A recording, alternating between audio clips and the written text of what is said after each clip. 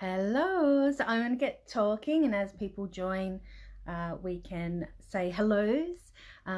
But for anyone watching back, hello as well. My name is Lauren Jobson, and thank you to Jess for inviting me to speak with you all. Hi, Regan, for the dinner club. So, firstly, I'll just share quickly a little bit about me, and then today I want to spend hopefully no more than 20 minutes, of course, because I appreciate your time. Hi, Tracy. Hi, Andrea. Thanks for coming on live. And it says go live with, oh, yes, I'm just going to let go of that. And I will then share over the next 20 minutes or so the 5 reasons why people don't get what they want, don't succeed in areas of their life. And so most examples as I go through too, I will talk more so about in the area of health and fitness.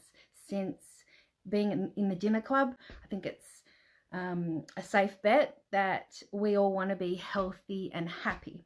And our health is such a tangible example or area of our life. So, as I said, my name's Lauren, and it's been my passion for the last 15 years being in personal development. So when I was a teenager, I overcame chronic pain. I had years and years of stomach aches, and I went and got all these different tests done by all different doctors, and it would come back, all the results saying that there was nothing wrong with me, yet I had this very real pain. And it wasn't until I experienced a modality where I was able to go inside my body and go inside how I was holding the pain.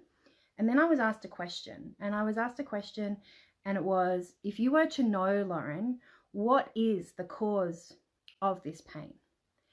And all of a sudden, this emotion just came out of me. And I was saying these words that I had never consciously thought of before. And I said, I don't deserve to be healthy and happy because my biological father is not in my life. And so I was brought up in a beautiful family. I'm so very lucky to have a beautiful, loving, supportive family. And yet, the fact that I've never met my biological father, as a teenager, it came time where from my unconscious mind, from everything that we experience in our past, it's stored in our unconscious mind, our mind that we're just not always aware of. And so when I was asked this particular question, it just came from me. And I said, I don't deserve to be healthy and happy because I'm not loved enough then. I'm not good enough because my own biological father is not in my life. And in that very same session of visualization and imagination, I spoke to that little girl inside of me who felt this way. And I let her know that she is loved and she is good enough. And from that session, I never ever had that pain again. I never had those stomach aches, which were a problem for years and years. And I felt so hopeless for experiencing life differently. And so from that age of 16 years old, I started to read all the books about mindset and our potential. And it's been my passion ever since. So as soon as I left high school, I started to study what's called NLP, Neuro-Linguistic Programming. And I became one of the youngest teachers in Australia and one of the youngest teachers in the world of neuro-linguistic programming. So at the age of 23, I became a teacher.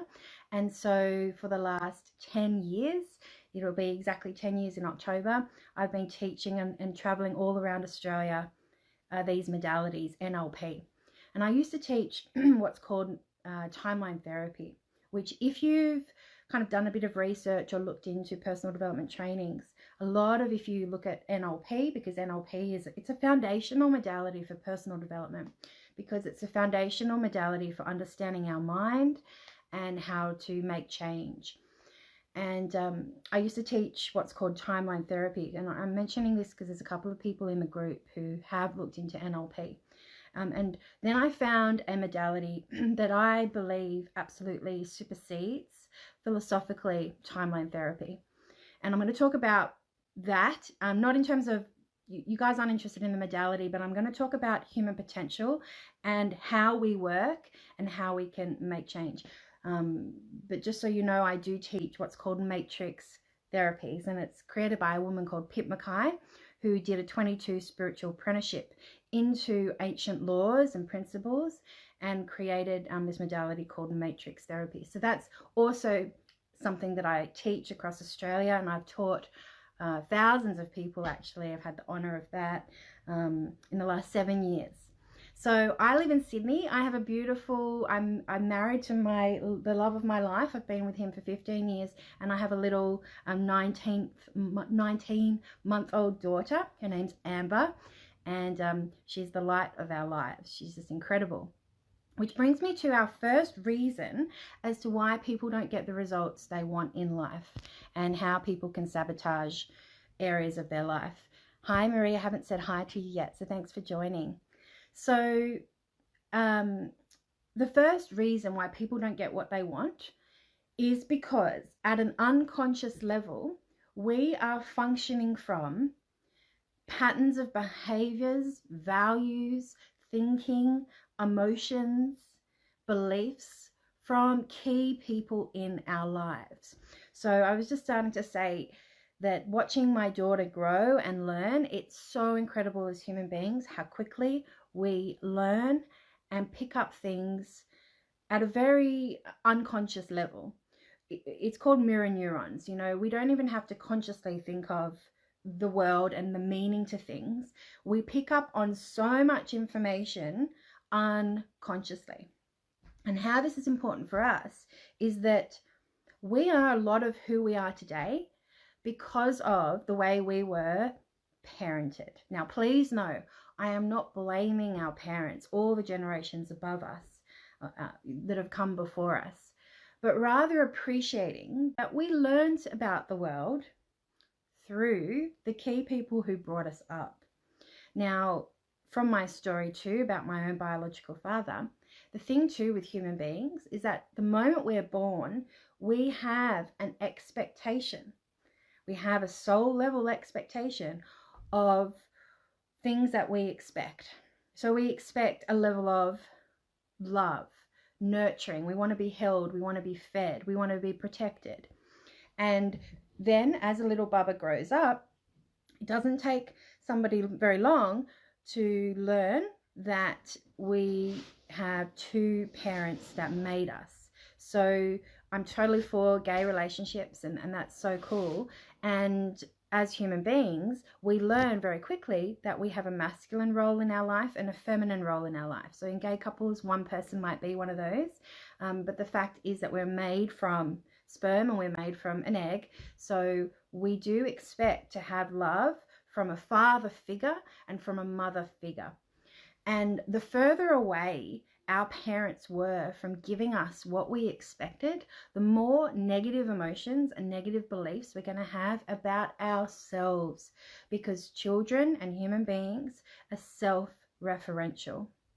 So what that means is that no matter what's going on in the external world for parents and guardians who are looking after us, the child takes on that to be about themselves.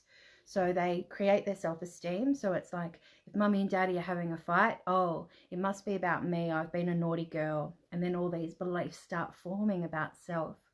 So I wanted to bring up this first point as the first reason why people don't get what they want. And it's key influences in our life. It's key people. So in the area of health and fitness, this is super interesting to think. Who and how have you been influenced in the area of eating and exercise? I'll share with you an example from my life, is that I've come to notice that from a very young child, I was rewarded, particularly from grandparents, I was rewarded through chocolate and lollies, so sugar. And that's a fond memory to think back. My grandfather would ask me in the day, Lauren, have you been a good girl? And of course, I would always say yes. And then I would be given sugar, right?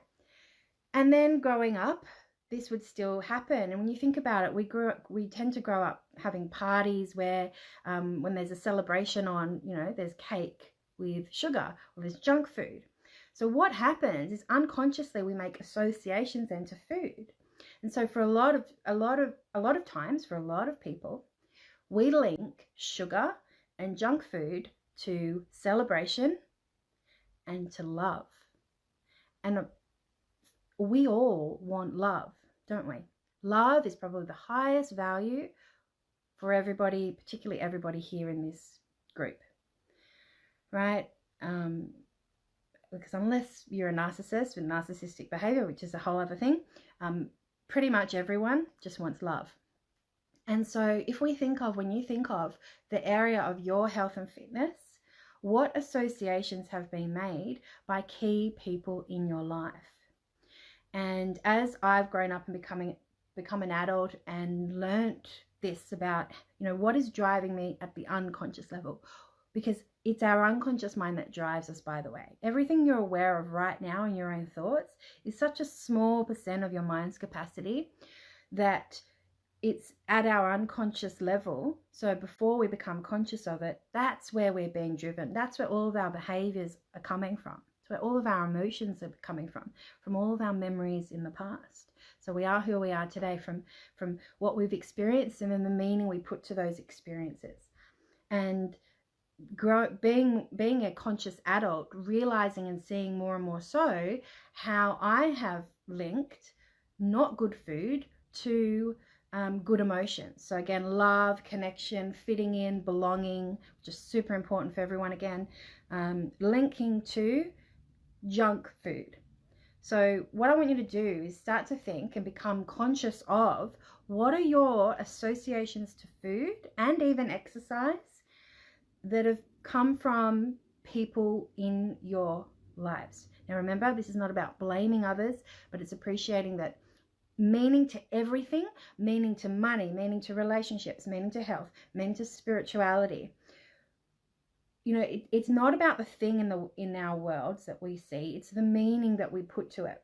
So, or another word is association. So we do get meaning from key people in our lives, particularly when we look at, and why I mention parents is because we create a lot of meaning when we're super, super young. If you have the honor of being a parent, you see your children learn so much. By the time they're 7 years old, they have got a really great idea as to what the world means around them. So I teach matrix therapies because it is one modality which is missing in other modalities, that doesn't do any processes around clearing negative influences of others. Now, it's not saying that the person's negative, it's saying that the influence is negative. So this is why I teach matrix therapies. So the second reason why we don't succeed and get what we want in our lives are very similar to what's in my story, is negative beliefs. Negative beliefs about ourselves. So I want you to think, could you have negative beliefs about yourself? Common ones are, I don't deserve, you fill in the gaps. I don't deserve a good life. I don't deserve success. I don't deserve what I want. Now, we don't think of this consciously, remember, but if we look at our behaviors, are you self-sabotaging? Are you doing things that, you want to do it one way, but when it comes down to it, you're behaving in a completely destructive way? Could it be because at the unconscious level, before you become conscious of it, could you be having a belief about yourself that's not supportive? And these beliefs come from significant emotional times in your past. So where something's happened, particularly again when you're quite young, and your little gorgeous self made a belief about yourself, such as, I don't deserve. What about I'm not good enough? What about I'm not enough in and of myself? So most of the time you do need someone else to kind of talk this through with you and help you see what you're not seeing. It's not always easy for us to see and understand ourselves in this deep way. So talking things through, I think I might fundamentally actually have this negative belief about myself. And the best way to clear it is with a process like matrix therapies. But you can definitely, just becoming conscious of it, work through it and talk to your little person who decided on that belief is the best way. If you're not doing matrix therapies, I just want to give you a tip on how to do this. You talk to your little past self. You tell them, hey, that's not true. Come and be with me. As an adult, you're no longer stuck back at that time, going through that event when you decided this belief. Come and be with me, knowing that you do deserve happiness. You are loved. You are good enough, and all those good, juicy things. The third reason why people don't succeed and get what they want in areas of their life are your values. What are you prioritizing?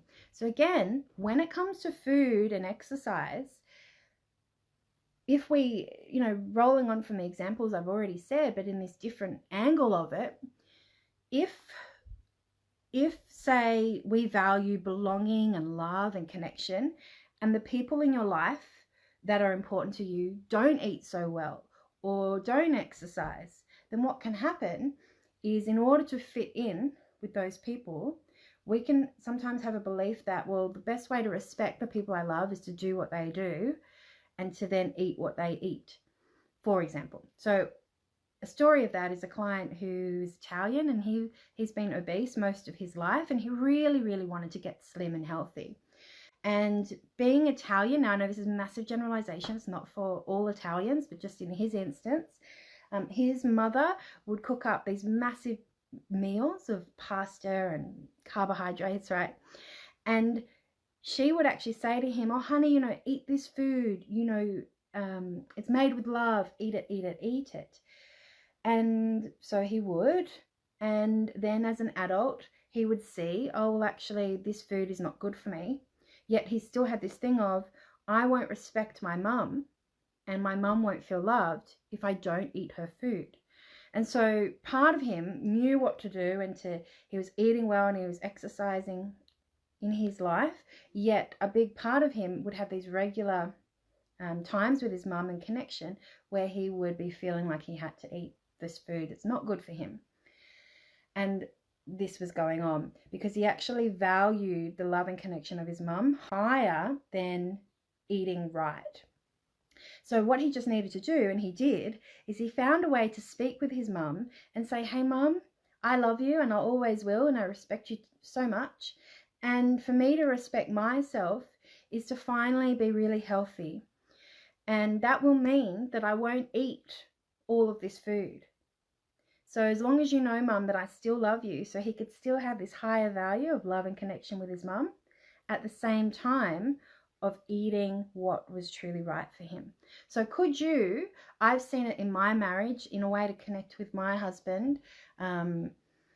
He has things around sugar, and he got that from his family. And I'm not blaming, and I didn't really want to mention names as such, but if I'm honest, I've noticed times where I will eat stuff that I know I don't really want to eat, but I value in that moment connection and love and belonging, and so I sacrifice what's best for me for a higher value. Another just quick example of values is, one might be putting pleasure or even escaping or resting and relaxing over eating healthy food and exercising. So this can tend to be, this is a common value conflict as well, where if food is linked to pleasure a lot, like again sugar, or just all food is pleasure, then it can mean that if you value pleasure more than your own health, then people start eating things that are not good for them over making the right choices. So what this person would need to do is, they could still keep pleasure as a higher value if they wanted to, but stop linking it to food and link it to other things that are good for you, like going for walks or reading a book or taking a bath. There are plenty of other ways that one can get pleasure, and they can still value pleasure, right? But it's still valuing eating well and exercise at the same time.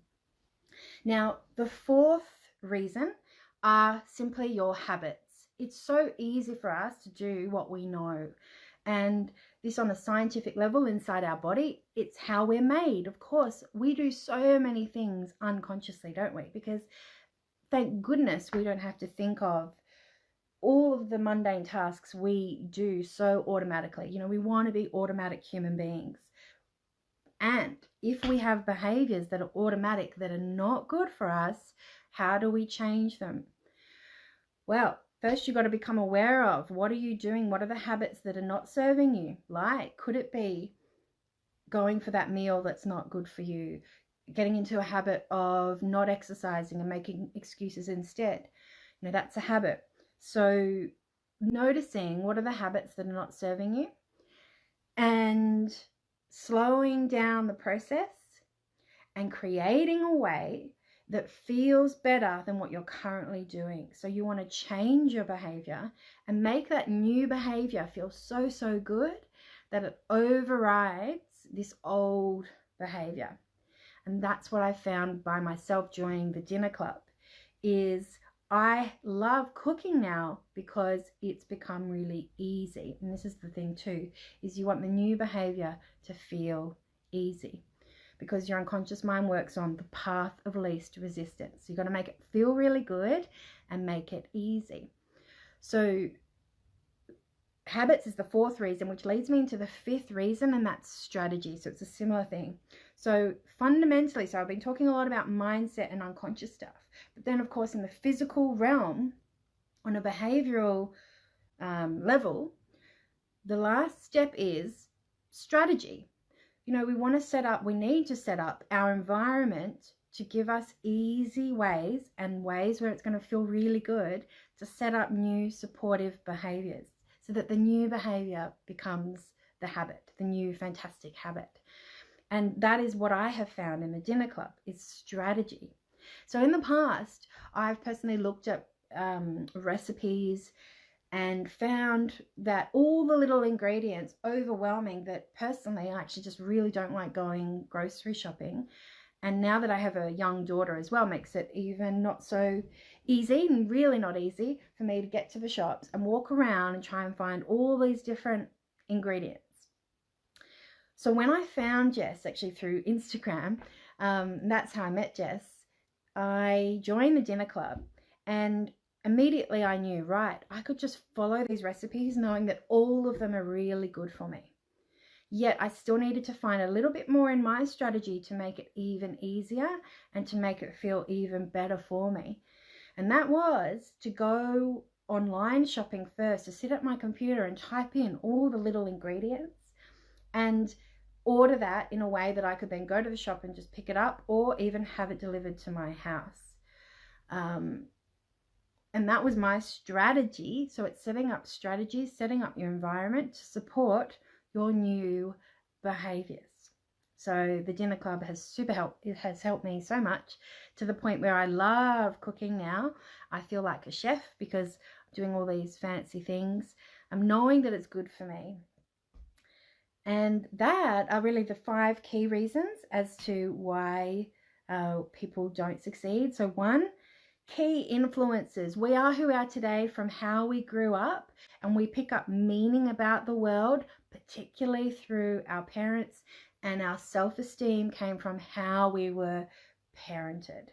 So if you've got some parent stuff going on, you can feel free, obviously, please, I'm here to support you. And since you've watched this and we're here in a loving, supportive space, if you want to talk something through with me and how you can make change, send me a DM, send me a message on Facebook, or email me. I'll put my details here. In fact, I'm going to be sharing a free handout for you that I've created. I've written the 5 reasons that I've mentioned here on this live, and some space for you to write down your answers so that you can have this introspection and take some action, write it down, get really clear on these things. 1, key influences. 2 is negative beliefs. 3 are your values. What are you prioritizing? 4 are, what are your habits? What habits do you need to change that are not serving you? Setting up your environment to make your environment supportive of your new behaviors, making sure your new behaviors are easy and feeling really, really good. And the 5th reason are strategies. So finding, it's very similar to habits, but it's more of what are the steps to the point of detail. Like I mentioned, for me, I have to have, I'm going to say I had to, particularly at the start now. I can go grocery shopping and know where ingredients are, more so than I have in the past. But strategies include, what are all the details and all the steps that are going to support your new desired behaviors and action that you want to take. So I really, really hope this has served you. I was really excited to share this with you because it really is profound. At the same time, getting this through to you really quickly, I hope it's made a lot of sense. Thank you, Tay, for watching. Cool. It's not easy to see who's still online and who's not, but thanks for popping in when you have, and thanks for watching the recording too. So please feel free in the comments to ask questions, or if you want to keep your questions private, totally open and happy for you to message me through Facebook, or email me at hello@lovelifewithlauren.com.au. That's my business name, Love Life with Lauren. And I'm just going to click here. No, that's cool.